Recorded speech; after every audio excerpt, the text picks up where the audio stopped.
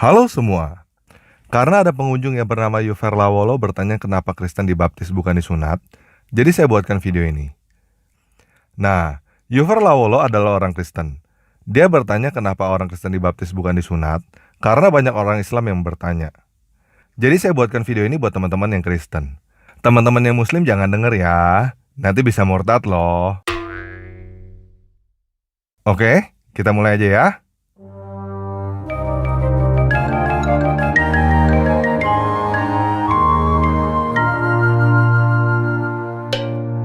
Nah, begini teman-teman. Perlu kita ingat untuk tidak telan mentah-mentah setiap ukuran yang mereka pakai. Karena mereka sendiri nggak lolos dengan ukuran mereka. Contoh mengenai sunat ini. Coba tanya kepada mereka. Siapa yang suruh sunat? Mereka akan jawab Allah. Coba tanya balik kepada mereka. Mana ayatnya yang saklek bahwa Allah suruh sunat di Al-Quran? Mereka nggak akan bisa jawab. Kenapa? Karena nggak ada perintah yang saklek bahwa Allah suruh sunat di Al-Quran. Kalau mereka tunjukin ayat di Al-Quran, itu pasti mengenai teladan Ibrahim. Lihat gak betapa menggelikannya hal ini? Mereka bilang kitab suci mereka sempurna dan lengkap, tapi mengenai sunat aja nggak ada. Nah, jawaban mereka yang lain selain ayat Al-Quran tentang Ibrahim adalah hadis. Di hadis itu, Muhammad memerintahkan umat Islam untuk sunat walaupun udah tua. Oke? Kalau mereka kasih hadis itu, tanya balik kepada mereka, tadi katanya Allah yang suruh. Kok sekarang kasih lihatnya Muhammad yang suruh? Emangnya perkataan Muhammad adalah perkataan Allah? Katanya nggak boleh mempersekutukan Allah. Kok perkataan Muhammad kamu samakan dengan perkataan Allah sih? Paham ya? Jadi kalau mereka berani menunjukkan hadis itu adalah bukti bahwa mereka berdusta. Mereka bilang Allah yang suruh sunat, tapi sebenarnya Muhammad yang suruh sunat. Tiga dibolehkan dusta dalam Islam. Dalam peperangan, kalau musuh tangkap, antum ditawan lalu ditanya, berapa jumlah pasukan Islam? 1 juta. Padahal sebenarnya cuma 1000. Kemudian yang kedua adalah memperbaiki 2 orang yang sedang bertengkar. Si A, si B lagi bertengkar, lalu kita datang kepada si A. Sebenarnya si B itu merasa bersalah. Cuma dia lebih tua, dia nggak mau mulai minta maaf. Padahal si B nggak bilang itu. Ini dibolehkan islah dzatu bayyin namanya, memperbaiki 2 orang. Yang ketiga, pujian suami istri satu sama yang lain. Jadi bukan cuma istri, suami juga begitu. Oke? Jadi teman-teman udah bisa lihat ya, mereka nuduh orang lain bohong karena mereka tukang bohong. Jadi mereka pikir semua orang adalah tukang bohong seperti mereka. Nah, sekarang kita udah tahu ya bahwa yang suruh sunat adalah Muhammad kan? Coba tanya balik. Mana buktinya Muhammad disunat? Di mana ada tertulis bahwa Muhammad disunat?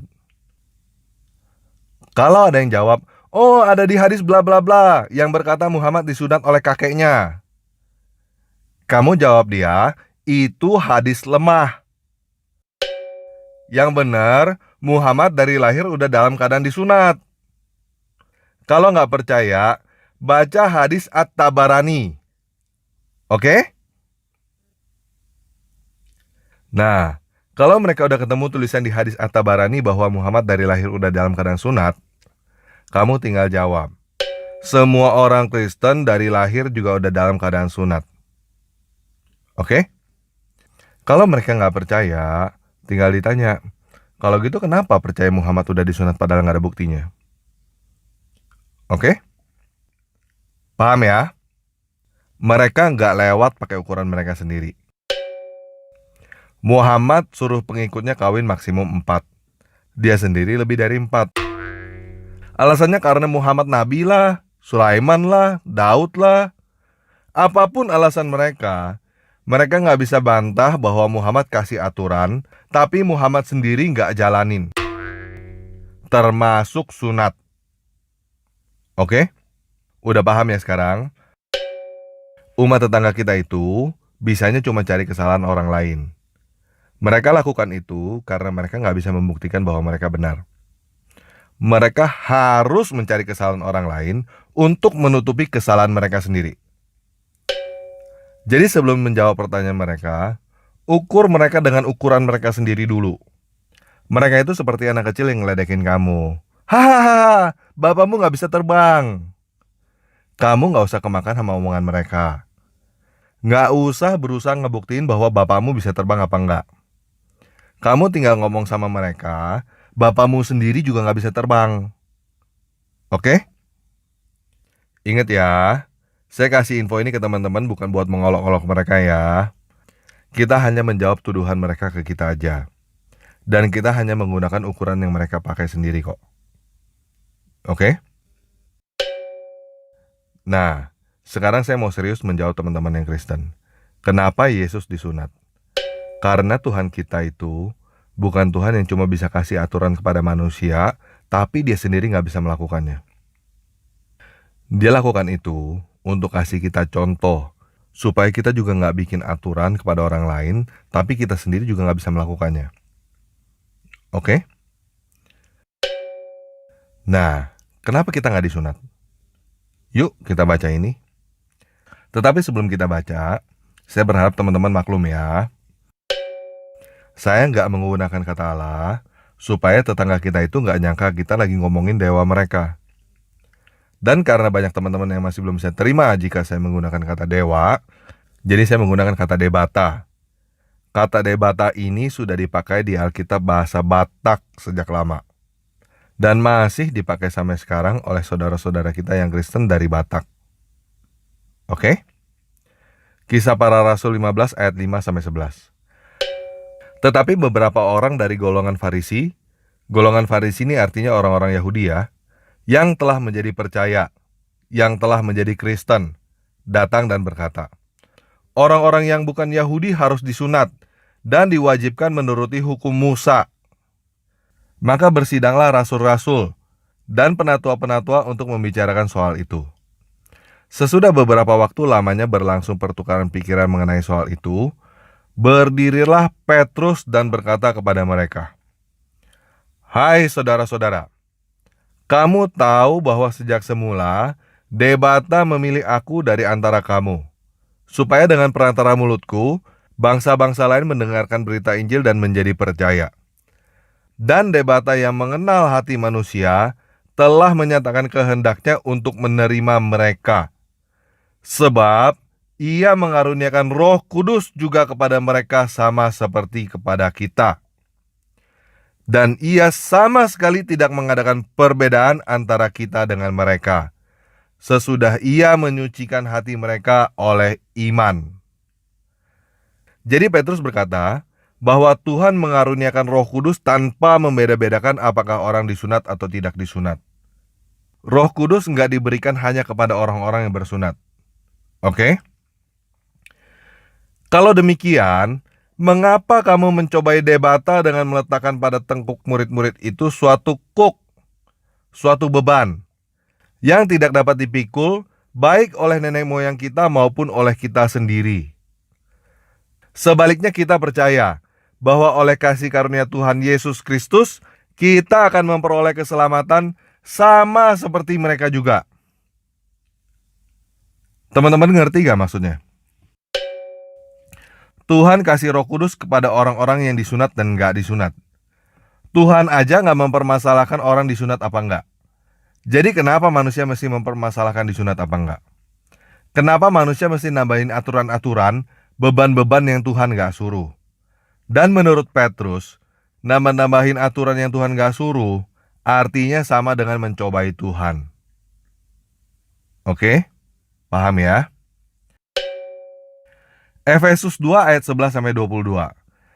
Karena itu ingatlah, bahwa dulu kamu sebagai orang-orang bukan Yahudi menurut daging, yang disebut orang-orang tidak bersunat oleh mereka yang menamakan dirinya sunat, yaitu sunat lahiriah yang dikerjakan oleh tangan manusia.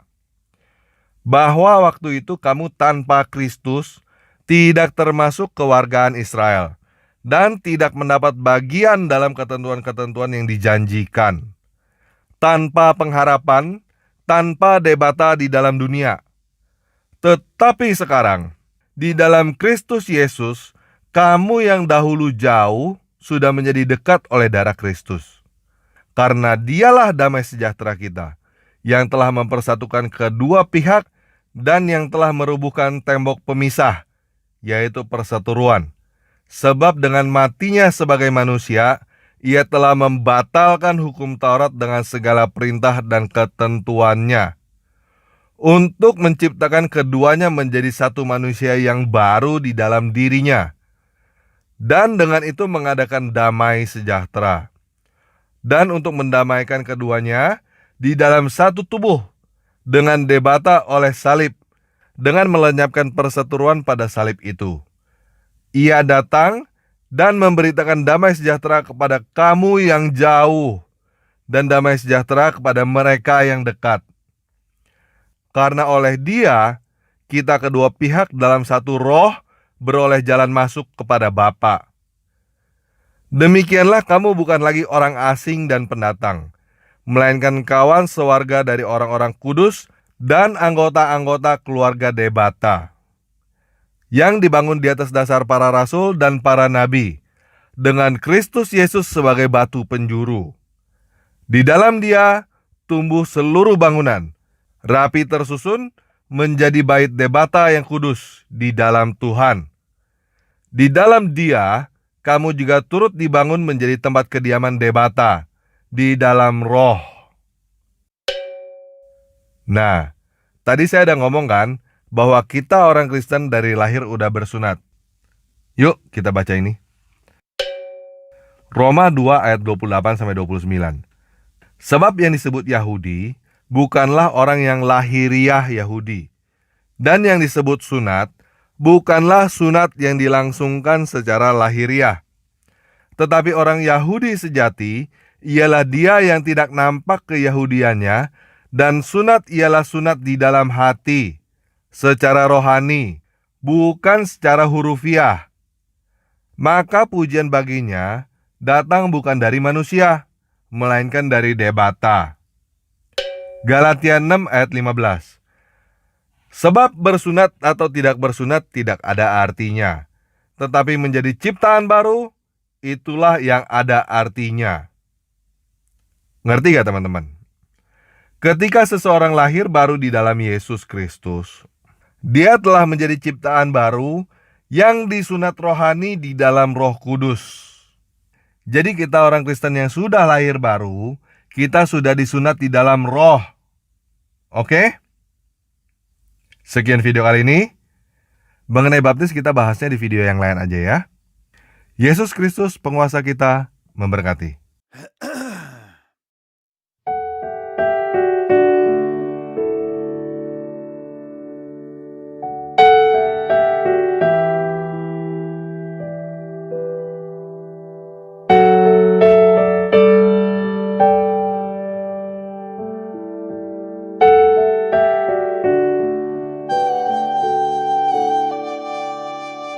الله ندعوك